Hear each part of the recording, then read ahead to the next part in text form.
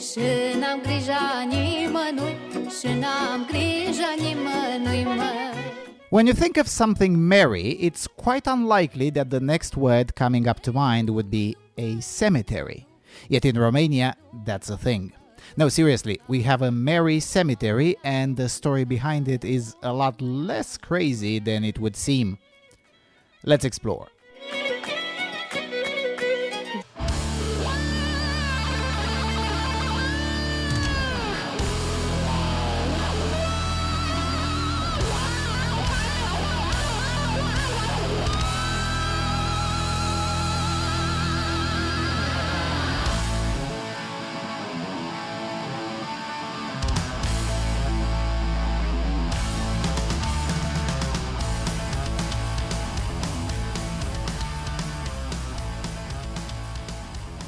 Hello everyone, and welcome to the first of what I hope will be a longish series over the next few years of Knowing Romania, in which I'll show you various places in the country that are not on the front page of search engines when one looks for things to see or do in Romania.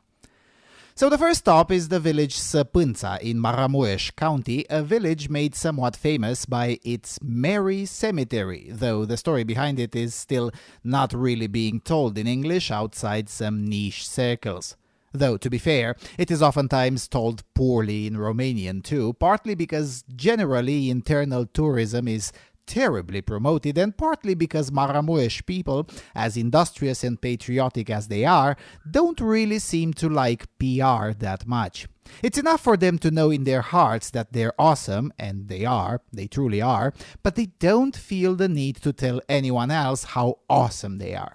Unless you visit them and ask, so that's what I did at the beginning of November.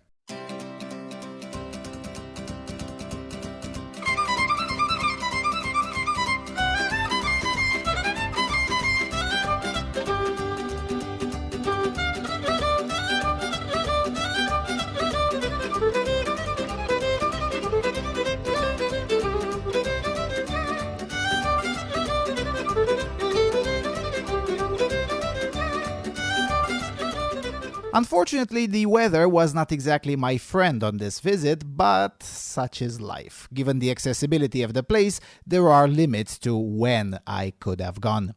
Speaking of accessibility, Săpânța is just 18 kilometers west of the town Sighetul Marmației in Maramureș County. Older subscribers of the Freedom Alternative might remember that we profiled Sighetul Marmației back in 2016. Links will be in the low bar. Getting to Săpânța from Sighetul Marmației is not complicated. The most expensive option is by taxi for about $9, but it can cost as little as $1 if you can catch the appropriate buses. Once in the village, getting a place to stay is pretty easy and slightly cheaper than what I expected, given that the Merry Cemetery is being considered for a spot in the coveted UNESCO list.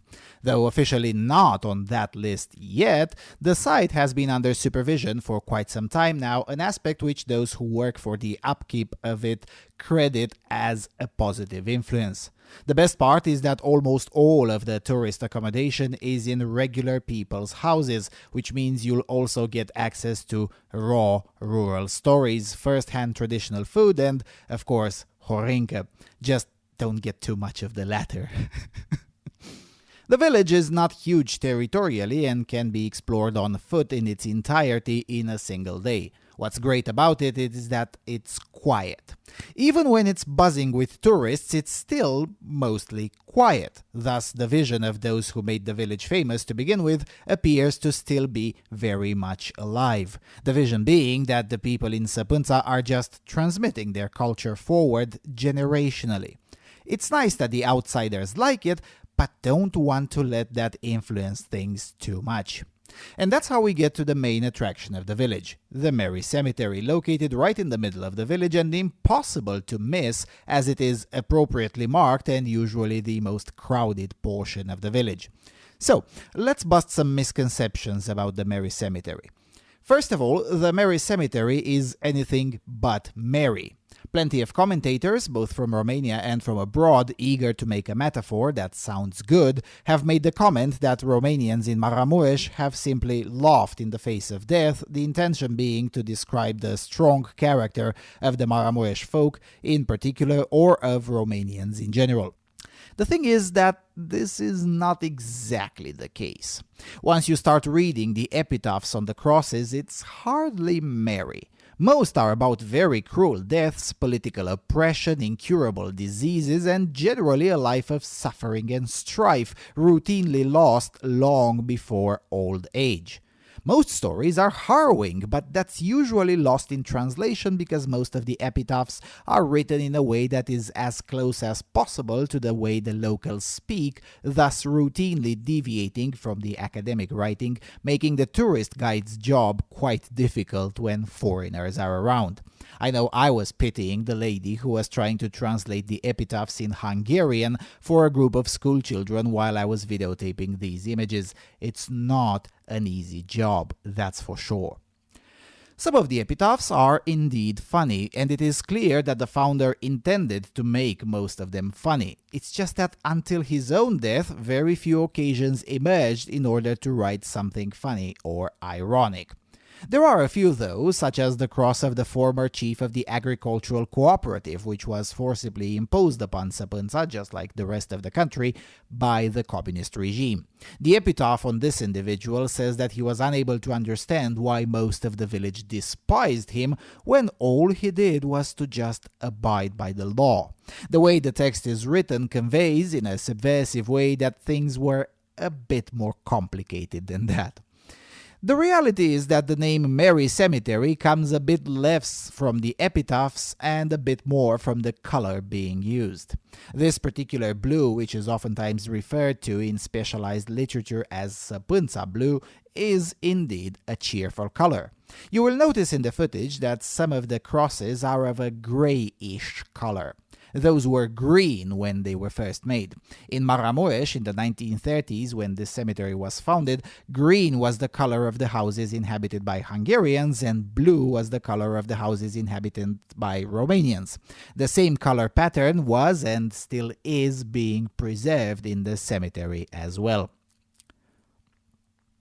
The second common misconception is that the Mary Cemetery is very old. It isn't.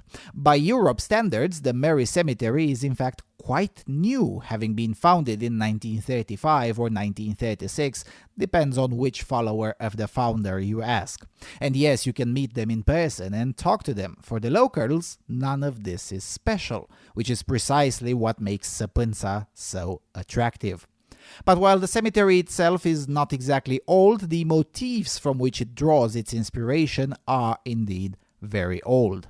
One less known fact is that Maramureș is one of the few areas where traditions straight from the Dacians are still somewhat routinely present. For instance, most houses in Săpânța have the rope painted on them, which was the tree of life in Dacian mythology, or the wolf teeth from the Dacian flag, believed to deliver one from evil. They don't emphasize that too much today, largely because a bunch of conspiracist loons have made any honest discussion about Dacian mythology too complicated, but they still do practice these things anyway. The same Dacian mythology has a bit to do with the Mary Cemetery as well. In the Dacian mythology, death was made fun of, or at the very least accepted as just a fact of life that has to be cheerfully accepted rather than fighted against. The idea being that one can cheat death sometimes, but one can't beat it. This way of approaching death is believed to have been developed around the 2nd century AD in the areas inhabited by the Dacians that had not been conquered by the Romans, who believed death was inherently unfunny and should thus be approached with laughter because everything unfunny tends to be made uncomfortable when one laughs at it. That's a piece of wisdom that is still applicable today in many aspects of life, not just in the Mary Cemetery. But I digress. The third misconception is that there was a grand plan or a grand wisdom behind the whole idea. Well, if there was such thing, nobody can tell what it was because the founder never talked about it. Asked multiple times during his lifetime why he chose this particular type of blue, for instance, the founder, Staniwan Pătraș, would always say that it's because that's how he sees the sky when he wakes up in the morning. The point being that anyone trying to attribute too much of a vision behind this cemetery is very likely overthinking it, because the founder was never heard talking about some grand wisdom behind it, just that he thought this is nice and has to be done. Speaking of the founder, Staniwan Pătraș is, of course, buried in this cemetery right in front of the church, and his name is honored every Sunday at the Mass, according to the locals. I did catch the Sunday Mass, and it was true in that week, but I wouldn't know if it's every Sunday. Born in 1908 in this village, Staniwan Pătraș comes from a centuries-old tradition of artistic wooden sculpture. Both of his grandfathers were somewhat renowned as artists in the Austrian Empire, and his father was an arts dealer and merchant, as well as an artist himself. Stan started his career, if you can call it that way, at the age of 14, but it took him almost 20 years until he became famous. In a historic irony, he had the slowest road to fame from his whole family, but in the end, he is the only one to remain historically famous, with the legacy still holding on decades after his death. Due to his lifetime modesty, we may never know whether he liked what he was doing right from the get-go, or it was just the situation that pushed things this way. What we do know is that Stan grew up an orphan because his father died during World War I, so he started doing art as a way to support his younger brothers and later on his family. The practice of putting texts on the graves was not new in Maramureș, but putting them in witty verses and with cheerful colors was his own innovation. He started in 1935, and by late 1936 the style was perfected in his opinion and remained largely unchanged for the next 4 decades until his death, and it is now largely the same to this day. Some of the earlier attempts did not survive to the present day, as they were placed in the old cemetery around 5 kilometers uphill from the current location, which is quite an interesting story in itself. Following World War I, the current location of the village was a minefield and remained that way for almost 20 years after the war, until 1935, when the conditions became harsh enough that the villagers decided to move from up the hill to the location where the village still is today. In order to do that, the villagers sent the sheep in front of them and sacrificed the sheep in order to detonate the mines and avoid human casualties. The way we know this is because Staniwan Pătraș thought this was relevant enough and added a sheep on every cross in the early years of the Mary Cemetery, regardless of whether the deceased had any connection with the art of being a shepherd or not. That episode also cemented Pătraș's position as the craftsman of death in the village, and a while after World War II, outside of the village too. At the memorial house dedicated to him, we find out that he was a true master in the wooden arts, as he made a lot of things from sculpted wood, not just cheerful crosses. Just like most other people in Maramureș, Mr. Pătraș was at the very least inspired by a religious tradition, so of course a huge portion of his art is religious-based. This aspect used to get a lot of artists in his time in trouble with the state. But apparently Mr. Pătraș avoided most of that by also creating art with or related to the Central Committee of the Communist Party. The guide at the museum said that this played a role in him being left alone by the regime.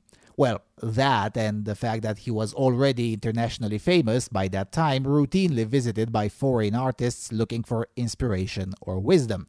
Also, Staniwan Pătraș died in 1977, before the beginning of the really harsh period of the Ceausescu regime. In fact, the dictator even paid several official visits to his house, and while the regime never actively supported any of this, at the very least it also didn't make any effort to suppress it, which is much better than most of the other artists had to endure in the same period, and especially after 1980. As a side note, it needs to be said that between 1967 and about 1980, the regime was a lot more relaxed than most of the rest of the communist world. On a scale of 1 to 100, 1 being least terrible, we could say it was about 65 in the late 1960s and throughout the 70s, much better than in the 1950s or the 1980s. It needs to be said that the workshop is still functional today and it is still operated by one of the followers of the founder, Dumitru Pop-Tinku. In the warmer season, one can even meet him, but I wasn't there in the warmer season, so maybe next time. And hopefully there will be a next time, because Mr. Tinku sure does know even more about the place than what I could find out from the museum guide or other written materials. What is known for sure is that Mr. Tinku and the other craftsmen carrying the legacy are very adamant about preventing the whole Mary Cemetery business from becoming just another tourist kitsch. Mind you, they're not against money and investment or against accommodating tourists, they're just very conservative about their work, and that's not a bad thing at all. Ultimately, the Mary Cemetery and generally the Săpânța area is at the very least a national treasure, and I was delighted to see that steps are being made to preserve it, unlike other cultural treasures which are far less guarded than this one. Perhaps I will show you some of those in future installments of this series. Even more delightful is the fact that most of the efforts are done with local and private funds and not by waiting for a handout from the Ministry of whatever in Bucharest. This aspect is what put a smile on my face, quite frankly. To me, this shows that culture is as valuable as the people living in it want it to be. And in Maramureș, and Săpânța in particular, the people really do treasure it.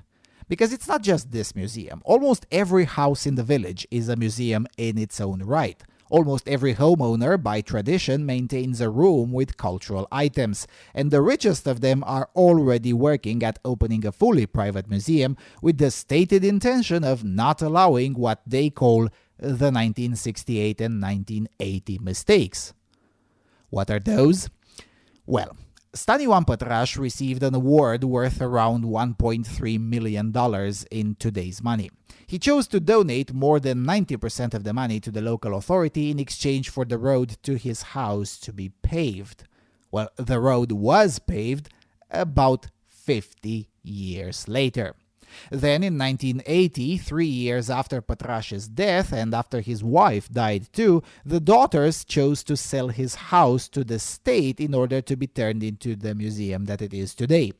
Luckily, the communist regime didn't last for much longer, but if it had, there would have probably been no museum and no workshop to visit today, as the whole place had gotten pretty terrible by December 1989. The locals saw this and drew the necessary wisdom. That's why no culture collector in the village today wants anything whatsoever to do with the state when it comes to these things.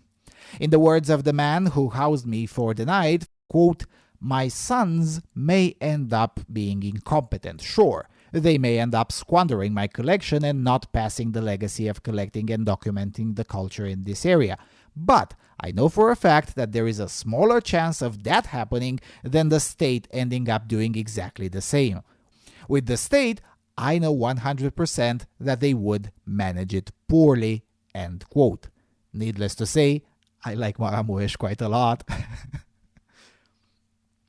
In any event, besides all of these, while the Mary Cemetery is not on the UNESCO list yet, Săpânța already does have a UNESCO World Heritage Site, the Peri Monastery.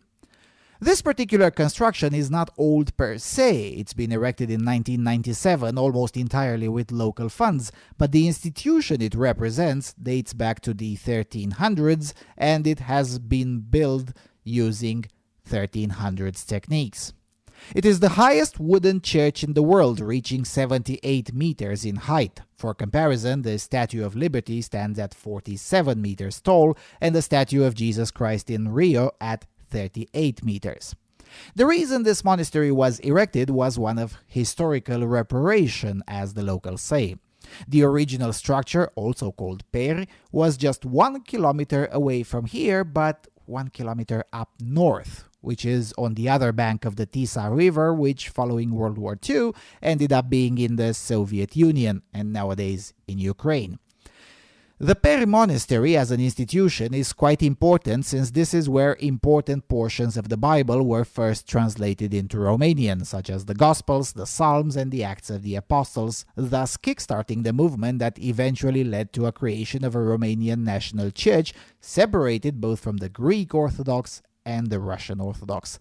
Did I mention that Maramureș people are very patriotic?